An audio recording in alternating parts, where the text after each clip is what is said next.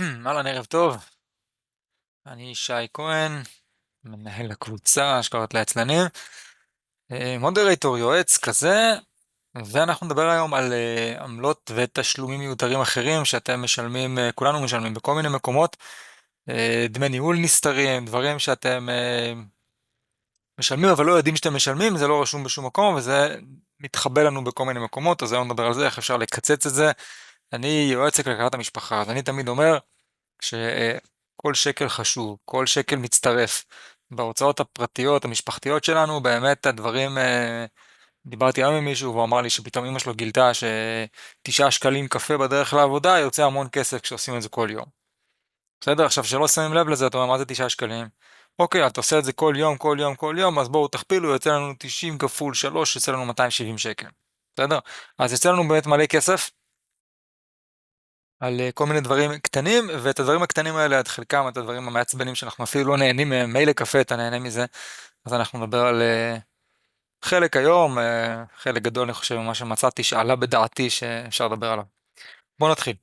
אז יש את הדברים הגדולים, ואני מזכיר לכם, מי שלא שמע, יש פרק נהדר עם מורי ורבי יוסי אש, שלימד אותי כלכלת המשפחה, והוא היה בפרק שטיווחתי.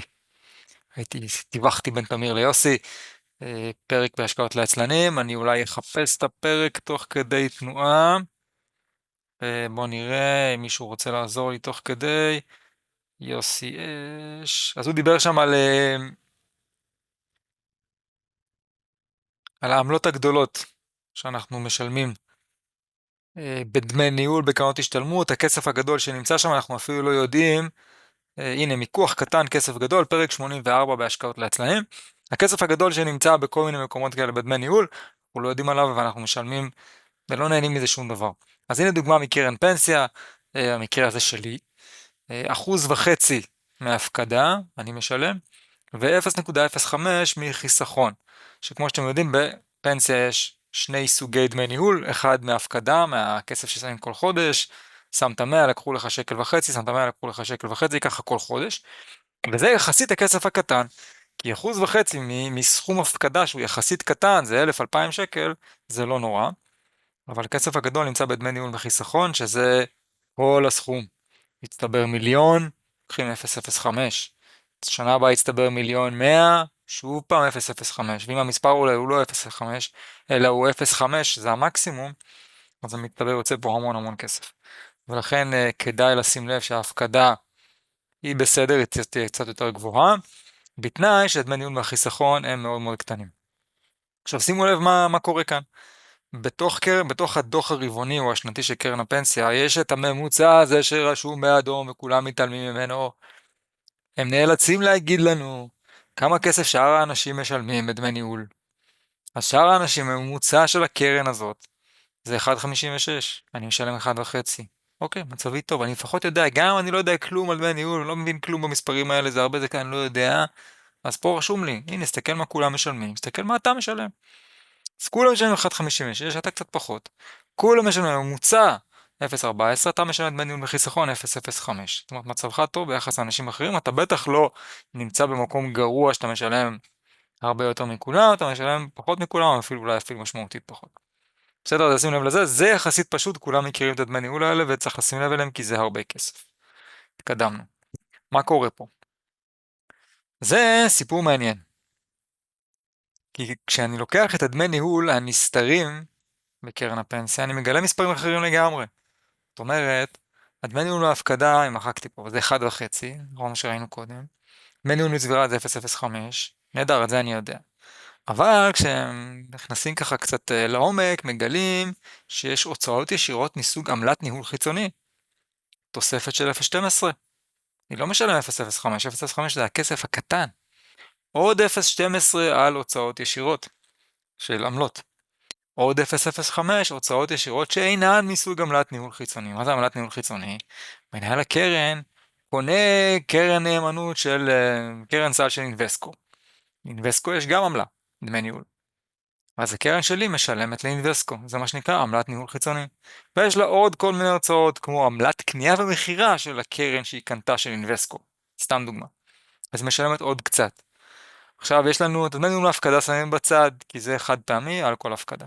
על הסכום הכולל יש לי עכשיו דמי ניהול מצבירה, שזה הולך לבית, במקרה הזה זה מגדל, הוצאות עמלות ניהול חיצוני, נגיד לאינבסקו, נגיד, והוצאות שאינן מזוג עמלת ניהול חיצוני, שזה הברוקר שבהם מגדל מנהלת את הכספים שלו ומשלמת עמלות קנייה ומכירה. אז יוצא לנו 0.05 פלוס 0.12 פלוס 0.05 שווה 0.3, נכון? לא נכון. מה חסר לנו פה? חסר לנו 0.08. כן? מישהו יודע להגיד מה זה 0.08? נראה אתכם עונים. אז בואו נבדוק. 0.08 זה ביטוחים. זאת אומרת, קרן הפנסיה הזאת מחזיקה עבורי גם ביטוחים. אז כשאני משלם את הדמי ניהול האלה, יש עוד רכיב שאני צריך לשלם עליו, הביטוח עולה כסף. הכסף הנוסף הזה הוא 0.08, הוא הביטוח שלי. זאת אומרת, אני חשבתי שאני משלם על הצבירה שלי בקרן הפנסיה 0.05, בפועל מסתבר שאני משלם פי 6. 0.3. עכשיו, מה עושים עם זה? אין הרבה. בסדר? אז אני יכול להגיד לכם שאם אתם נמצאים במסלול שהוא עוקב S&P 500, אתם ככל הנראה תשלמו עמלות ניהול חיצוני נמוכות יותר, כי כשעוקבים אחרי מדד, יש פחות התעסקות של קנייה ומכירה, ויש פחות התעסקות של התשלום לקרן אותה רוכשים, הוא תשלום נמוך, הדמי ניהול נמוכים יותר. יש סיכוי, בטוח, לא בטוח באיזה קרן אתם, באיזה חברה אתם, ומה היא עושה שם, אבל יש סיכוי, אם אתם רוצים להוריד את הרף הזה, לחפש שם, במחקי מדד S&P 500. אבל כן, אלה העלויות של קרן פנסיה. עכשיו, ב-IRA תשלמו גם כן פחות, כי אין לכם עמלות ניהול חיצוני, אין לכם דברים כאלה, אבל יהיה לכם דמי ניהול מצבירה קצת גבוהים יותר. לקבל ב-IRA 0.05 זה לא קיים. משלמים יותר, ואז חלק מהעלויות מתקזז, חלק לא מתקזז, אז פחות או יותר אין לאן לרדת. אלה עלויות, תכירו אותם, אם אי פעם בעתיד הדברים האלה ישתנו, תכירו שיש את העלויות האלה, ואולי אפשר יהיה לעשות איתם משהו. כרגע, זה מה שיש. קרן השתלמות, אותו דבר. בערך. כי פה יש לנו גם כן דמי ניהול של הקרן עצמה. אז בקרן השתלמות אם תשלמו, אין 0.05 בקרן השתלמות, אבל אם תשלמו 0.7 זה סטנדרט, היום אפילו יותר. אם תשלמו 0.6 ומשהו זה בסדר, סתם זה מתוך כתבה שראיתי, הפניקס הפחית את הדמי ניהול. אז הנה 0.55 בפניקס והממוצע 0.64. בסדר?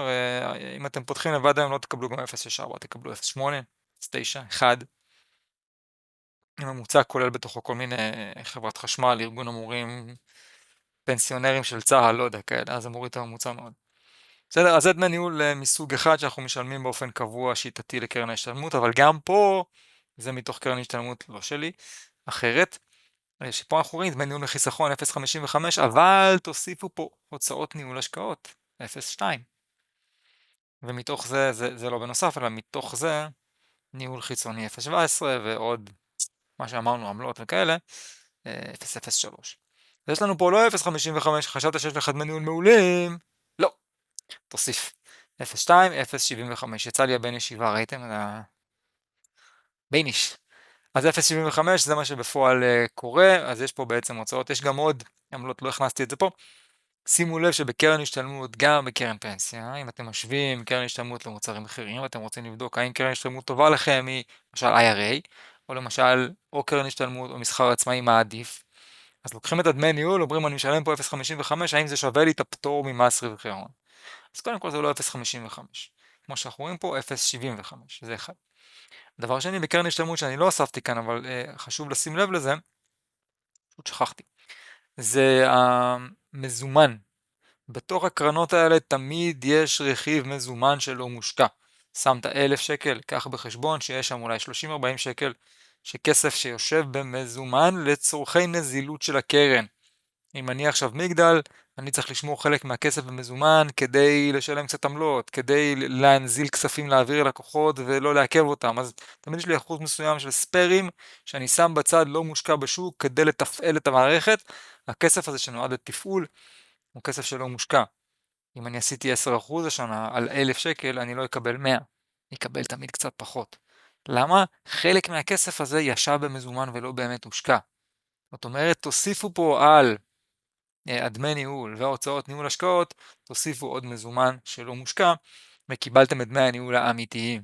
שמתקרבים בפועל לאזור האחוז בשנה בקרן השתלמות, ולכן IRA משמעותית יותר טוב בקרן השתלמות, ואפילו חשבון מסחר עצמאי יכול להיות לעתים יותר טוב מקרן השתלמות, למרות הפטור הגדול שיש, בגלל הסיפור הזה של הוצאות ניהול השקעות וכאלה. הלאה. עכשיו בנקים. בתוך הבנק שלכם יש עמלות. לא יודע אם אתם יודעים או לא, אם אתם מעודכנים לזה או לא, אבל סיכוי טוב שאתם משלמים עמלות. איך אתם יודעים אם אתם משלמים עמלות או לא? א', תעקבו אחרי החשבון בנק שלכם, זה יכול לעזור לכם בחיים. תראו מה קורה שם. ולא לא אמורים לרדת לכם כל מיני עמלות סתם.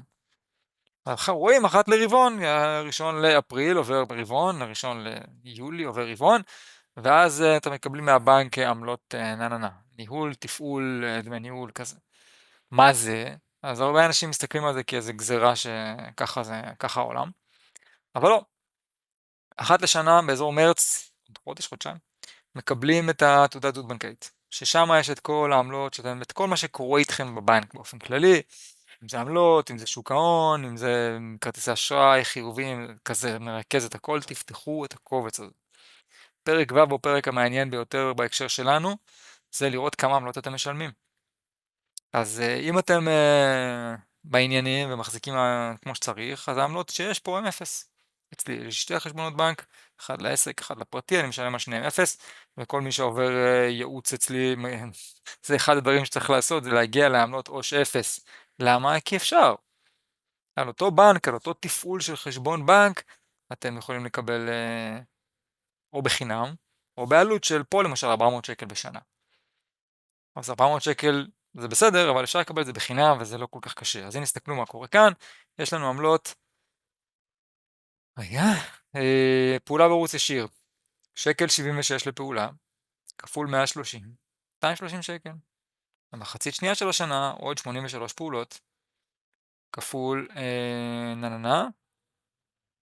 כפול שקל 76, 146 שקל, בסופו של דבר 376 שקל, פלוס פנקס צ'קים 20 שקל, פלוס הודעות מסתבר שיש עמלה על הודעות, 5 שקלים, ויצאנו בסוף שנה עם 401 שקלים עמלות.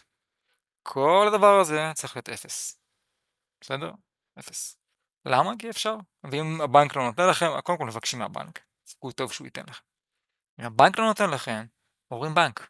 נורא פשוט לעבור עם הבנק, פותחים חשבון בכל מקום שנותן חשבון עו"ש ללא עמלות.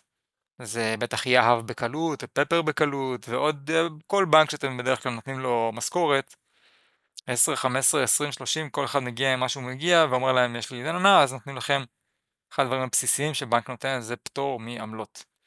אז תבקשו את הפטור הזה לכל החיים, לנצח, לא לשנה ולא לכלום, ותסגרו את הסיפור הזה, עוד כמה מאות שקלים לכיס, בלי בעיות. נקסט, כרטיסי אשראי. בכרטיסי אשראי, אנחנו רוצים קודם כל דבר ראשון, פטור מלא מדמי כרטיס. אם אתם משלמים מדמי כרטיס על כרטיס אשראי, 20-30 שקל, יש גם יותר, אתם לא צריכים לשלם. למה? כי יש המון כרטיסים בשוק שלא משלמים עליהם כלום. ואפילו יותר מזה, אתם מקבלים מהם. אז אם אתם מקבלים איזה משהו וזה שווה לכם את העלות, מילא אני מבין, אבל גם זה בדרך כלל אין סיבה לשלם משהו. בסדר? אז זה דבר ראשון, לקבל פטור מלא וקבוע מדמי כרטיס. הדבר הבא זה לקבל המרת מטח נמוכה. כל פעם שאתם קונים באמזון, לא יודע מה, eBay, AliExpress, כל מקום שאתם הולכים לחול, אתם קונים דברים, אתם בעצם משלמים עמלה מסוימת על המרת מטח. קניתם בדולר, שילמתם בשקל, יש לכם עלות מסוימת, זה יכול להגיע, דעתי ראיתי גם 5%, אבל ירדתי מזה, בין 0 ל-3%. 3% זה הסטנדרט הגבוה, היום בקל קשבק יש אחוז, שזה נחשב נמוך, אפשר היום להשיג בכל מיני כרטיסים גם 0%, לא נעים, זה לא הקבוצה הנכונה, אבל חתול פיננסי הוציא כרטיס אשראי שיש בו חודשיים בשנה שאפשר לבחור, לקבל 0% עמלה, וכל שאר הזמן זה 1%. אבל זה לא רק אצלו, יש כל מיני כרטיסים שנותנים 0% עמלת המרת מטח לזמן קצוב. קיצור, תחפשו אם זה מעניין אתכם, מי שקונה הרבה או טס הרבה, אז יש לו סיבה להסתכל על זה, מי שקונה פעם הרבה, אז יש עליהם 1% או 2%, זה חסר משמעות, לא נורא. מעבר לזה, זה כבר על הדרך, כי זה לא ביטול עמלה, אבל אם כבר מדברים על כרטיסי אשראי, לדעתי עשיתי איזה שיעור שלם על הקשבקים האלה, אחד הפרקים הקודמים, תקבלו קשבק מכרטיס אשראי שלכם. זאת אומרת, אוקיי, לא שילמתם לו כסף, המרת מטח כן לא, אבל אתם רוצים גם לקבל. למה לקבל? כי כרטיסי אשראי גם יודעים לתת כסף מתנה. אם אתם לא מקבלים כלום מהכרטיס שלכם, אז תדעו לכם שבכל כרטיסי האשראי, במקס, בוויזה קל ובישראכרט, אמריקן אקספרס, אפשר לקבל גם כסף מתנה. זה יכול להיות בצורה של כרטיסי כסף לביימי, וזה יכול להיות בצורה של, לא מפסיק לצפצף פה,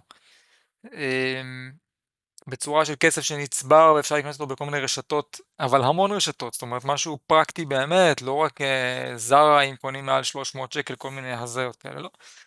סופרמרקטים, גלי, חנויות נעליים, מגה ספורט, דברים שפשוטים וזולים שאפשר לקנות, להשתמש בהם בכל מיני מקומות, אז תדאגו שאם אתם בכרטיס אשראי, שיש לכם גם איזשהו סוג של הטבה, אם זה לא קשבק, אז יש את הפלייקארד נותן לכם נקודות לתעופה, שמשהו הכרטיס הזה גם נותן לכם. אם אין לכם שום דבר, לכו לקשבק, אם יש לכם משהו מעניין, זכיתם. הלאה, שוק ההון. זה, כן, הלחם והחמאה שלנו. אז ככה, בבנקים, הסתכלתי לפני השיעור על תעריפון של בנק לאומי, בנק פועלים, יש דמי משמרת, מה שאין אצלנו בבתי מסחר עצמאים, בתי השקעות עצמאים, דמי משמרת. מה זה אומר? זה אומר ששמתם את הכסף כמו בפנסיה או בקרן השתלמות. שמתם את הכסף, הגעתם ל-100,000, על כל ה-100,000 יש לכם דמי משמרת של מסתכמים בין 0.3 ל-0.8 בגבוה, על כל הכסף. בסדר? זה יכול להיות מטורף. אני לפני כמה זמן הייתי פגישה עם שהוא מבוגר, באזור גיל 70, והיה מושקע בשוק ההון חזק. לדעתי, מעל מיליון היה. והוא היה בבנק, והוא שילם דמי משמרת. יקרים, אלפי שקלים, אולי עבר את העשרות אלפי בשנה. זה היה נראה לו טבעי וסטנדרטי. אז רק להעביר אותו לאקסלנס, שהעברתי אותו באותו זמן, אז הוא חסך שם אינסוף כסף לשנים הבאות. אז זה דבר שבבתי השקעות פרטיים משלמים 15 שקל לחודש, או אפילו 0, כן, פסגות וכאלה. אבל גם 15 שקל זה 180 שקל בשנה, זה כלום לעומת המספרים שיש פה, שככל שגדל התיק משלמים פשוט בלי סוף. קנייה מחירה בבנקים, גם אזור ה-0.5 לקנייה, שבתי מסחר עצמאים זה 0.07, כן? קרוב לעשירית, ויש גם מינימום. זאת אומרת, אם אתה קונה במחיר קטן, אז לא, אתה לא תשלם 3 שקלים כמו באקסלנס, או 2 שקלים בפסגות, אתה תשלם 20 שקלים מינימום, גם אם קנית עכשיו ב-100 שקל או ב-500 שקל, בסדר? ניירות ערך זרים גם 0.5%, אבל המינימום פה הוא בדולרים. מינימום עמלה תהיה 20 דולר ליחידה, לרכישה, לפעולה. בסדר, זה המון המון כסף, שום סיבה להיות מושקעים דרך הבנק, אלא אם כן, קיבלתם הטבות שמשוות את התנאים לבתי השקעות. את בתי השקעות אתם מכירים, אני חופר על זה בעצמי בקבוצה עם הטבלה שלנו, אתם מכירים את המספרים ואת הסכומים, אתם צריכים להגיע לזה. אם לא הגעתם לזה, אין שום יתרון להיות בבנק. הקטע הזה של להעביר מהבנק לבית השקעות הוא זניח לחלוטין, עושים את זה מעבירים למחרת, זה נקלט. זה בערך החיסרון היחיד שיש בלהשקיע בבית השקעות. ועמלת המרת מטח, אם אתם קונים ניירות ערך זרים, לא יודע, אפל, אנווידיה וכאלה, אז אתם משלמים גם עמלת המרת מטח, שבבנק היא יקרה באופן מיוחד. זאת אומרת, שוב, אם תעשו את זה בפסגות, יהיה לכם מחיר זול, אם תעשו את זה באינטראקטיב, יהיה לכם מחיר מאוד זול, אם תעשו את זה בבנק, תשלמו עמלת המרת מטח משוגעות, אני לא זוכר את המספרים, זה גם לא כזה משנה, זה פשוט משמעותית יותר יקר, ומכל הסיבות שבעולם אין שום סיבה להשקיע דרך הבנקים. הלאה. טוב, ביטוחים. בביטוחים גם כן יש לנו כל מיני בעיות, תשלומים שאנחנו משלמים סתם. אני מדבר על ביטוחי בריאות. יש, גם על זה שעשיתי שיעור שלם על איזה ביטוחים יש, נעננה, ושימו לב. ויש הרבה כפילויות לאנשים. כי אבא שלי קנה, ואני קניתי, ודרך העבודה עשו לי, ואשתי עשתה לנו לפני כמה שנים, ובסוף מגלים שיש איזה 2-3 ביטוחים לכל ילד, בטח לפני שהיה אתר ביטוח וכזה, אז אנשים עשו ביטוחים בלי הכרה. אז אם אתם עושים ביטוח מסוג פיצוי, מה זה פיצוי? פיצוי זה כסף שתקבלו במזומן. זאת אומרת, עשית ביטוח היום על 500,000 שקל, נדרסת. האישה תקבל 500,000 שקל. אם היה לך כפל ושילמת פה 500,000, ובמקום אחר בנור 500,000 ובהראל 500,000, בסדר? אז אתה תקבל, אשתך תקבל 1,000,000. לא יודע אם היא צריכה את זה, אבל לפחות הכסף הזה נותן משהו. נותן את הפיצוי, אפשר להכפיל. אפשר לעשות 3 ביטוחי חיים, 4 ביטוחי חיים, ואת כל הכסף שביטחת אתה תקבל אם יקרה מקרה הביטוח. זה ביטוח מסוג פיצוי ויש כפל ואפשר ליהנות ממנו. ביטוחים מסוג שיפוי אין כפל. שיפוי זה אומר, אנחנו מחזירים לך כסף על הוצאה שהוצאת. זאת אומרת, עשית ביטוח בריאות ואתה צריך תרופות. בסדר, התרופות עלו לך $200. ועשית ביטוח גם במנורה וגם בהראל. מנורה תיתן לך את $200 והראל לא ייתן לך כלום. למה? כי בשיפוי אין כפל. או שמנורה ישלמו 100 והראל ייתן, לא משנה, אתה תקבל 200, לא תקבל אגורה יותר מ-200. לא משנה לך מי ישלם את זה, הם יסתתרו ביניהם. אבל אתה תקבל רק פעם אחת. ואם היה לך ביטוח גם במנורה וגם בהראל וגם במגדל, זה לא עוזר לך. אתה פשוט שילמת פי 2, פי 3, אתה תקבל רק את מה שהוצאת. בסדר? אז לבדוק בהר הביטוח אם יש לכם כפילויות, ולשאול או סוכן או מישהו שמבין בביטוחים כדי לדעת שהכפילויות האלה הן אמיתיות. כי לפעמים מה שמופיע בהר הביטוח ככפילות הוא לא באמת כפילות, צריך טיפה להבין בזה, יש דברים שהם נראים דומים אבל לא באמת דומים. אז זה אינדיקציה טובה הר הביטוח כדי לדעת מה קורה. אבל לא לסמוך על זה בעיניים עצומות כי זה לא, זה תוכנה כזאת מאוד כללית, היא לא באמת מבינה עד הסוף מה היא רואה. אז זה ביטוח ששים לב אליו שאין כפילויות מיותרות. מינויים רדומים. הרבה אנשים, משום מה, לא עוקבים אחרי ההוצאות שלהם. לא יודע למה. כתבתי פה תקציב. אם אתם עושים תקציב, אתם רואים על מה יוצא הכסף. בסדר? נכנסת לכרטיס אשראי שלך, אתה מגלה 20 שקל הוצאה. מה זה? תבדוק. אתה לא מכיר, תבדוק. יכול להיות שיש לך שם מנוי שעשית לפני 1,000,000 שנה והוא רץ. מנוי לאיזה עיתון שאפילו לא מגיע לך הביתה. סתם, כי עשיתי כזה. יש לי מנוי לעיתון, עברנו דירה חדשה ואין לנו פה, אין דואר. אז אני משלם על עיתון שלא מגיע הביתה. אבל אני קורא אותו באינטרנט, אז התשלום הזה שווה משהו. אז נבדוק את הדברים האלה, אם יש לכם מינויים קבועים, בכרטיס אשראי, הוצאות חוזרות שאתם לא יודעים על מה הם, תבדקו על מה הולך הכסף, 20 שקל, 40 שקל, 60 שקל, שווה לשים לב, זה כסף שלכם, למה אתם נותנים אותו סתם בלי ליהנות ממנו? זה אחד. דבר שני, כנסו לחנות גוגל פליי, אם יש לכם אנדרואיד או אפסטור, אם יש לכם את הדבר הזה היקר, ותבדקו, אם יש לכם מינויים קבועים לכל מיני אפליקציות. שילמתי פעם על אפליקציה של מצפן. לא יודע למה. יש לי בשעון מצפן. מה אני צריך גם מצפן בזה? אפליקציות סתם, יש לי אפליקציה לעריכת סרטונים, כי אני מעלה סרטונים. יש כל מיני אפליקציות שאתה משלם עליהן אחת לחודש, אחת לשנה וזה, ויש לך מנוי שרץ. אתה תגלה את זה רק שהוא יקפוץ ויהיה תשלום חוזר אחרי כמה חודשים או שנה או לא יודע מה. אז תיכנסו לשם, תראו, המנויים האלה טובים לי, לא טובים לי. עוד כסף שפשוט יקפוץ לכם פתאום כחיוב, חבל, מיותר לגמרי. הלאה. קרנות נאמנות, זה אולי אתם פחות מכירים. אם אתם קוראים קרן נאמנות בישראל, קרן נאמנות, לא יודע מה, מחכה מדד טכנולוגיות, מדד אמו, לא יודע מה. ראיתי שיש פי 3 על הזהב, עכשיו כולם קונים זהב, אז יש קרן נאמנות מחכה פי 3 על הזהב, עשתה מתחילת שנה כמעט 50%, מתחילת שנה, שזה עוד לא חודש. אז יש דמי ניהול, בסדר, דמי ניהול אתם מכירים, הנה 0.15, אני לא זוכר את שם הקרן שלקחתי, קרן סטנדרטית, נראה לי מחכה מדד 125. שיעור הוספה היה קיים פעם, היום כמעט לא קיים, זה עוד איזושהי תוספת על הדמי ניהול, על זה של לא יודע מה, לא משנה, זה, אני יכול להסביר את זה, אבל זה קצת לא משנה. לשים לב שאם יש לכם פה שיעור הוספה זה עוד כסף שלוקחים לכם. ודמי נאמנות, שזה אתם לא רואים, אתם רואים דמי ניהול. מה זה דמי נאמנות? אותה קרן של, לדעתי זה הראל, היא גם משלמת לנאמן שיחזיק עבורה את הניירות, היא לא מחזיקה את הניירות בעצמה, היא נותנת לנאמן. הנאמן לא עובד במה שנקרא לשם שמיים, הוא עובד לשם כסף, והוא גם מקבל סכום. אז התשלום שלכם יהיה 0.15 פלוס 0.02, למעשה 0.17. בסדר? זה עוד טריק שיש בתוך הדבר הזה. בקרנות סל אתם פחות תמצאו את הדברים האלה, בקרנות סל זרות אתם עוד פחות תמצאו את זה, וגם לא תמצאו את הקפיצות שיש בדמי ניהול, שיש בקרנות ישראליות. לא מעט, לא מעט, גם ב-2026 העלו בקרנות כספיות, העלו בקרנות אחרות, את דמי הניהול. אז פה בעלויות של הקרנות הישראליות, לשים לב גם לדמי נאמנות, לפתוח את העלויות ולראות מה העלות האמיתית של הקרן, ולא רק הדמי ניהול שרואים בבנק, או הקנייה מחירה שרואים בבנק, אלא בבנק או בבית השקעות, אלא לראות את העלות האמיתית, ולהשוות בין עלויות אמיתיות, ולא רק בין העלות של דמי הניהול, כי לפעמים זה רק חלק מהתמונה, ולפעמים הדמי ניהול הם אפס. אבל פה אתם תגלו משהו בדמי נאמנות. אז זה לא 0, כי יש פה מחיר. מה המחיר? בואו תשוו בין המציאות האמיתית ולא רק את הדמי ניהול שהוא פיקציה. טוב, אני סיימתי, נראה לי שעברנו על המון סוגים של דמי ניהול, עמלות וכאלה. יש פה מגוון של סוגים. עכשיו, יכול שתעלו בשאלות עוד כל מיני דברים שיש פה דמי ניהול פה ושם, עמלות פה ושם נסתרות.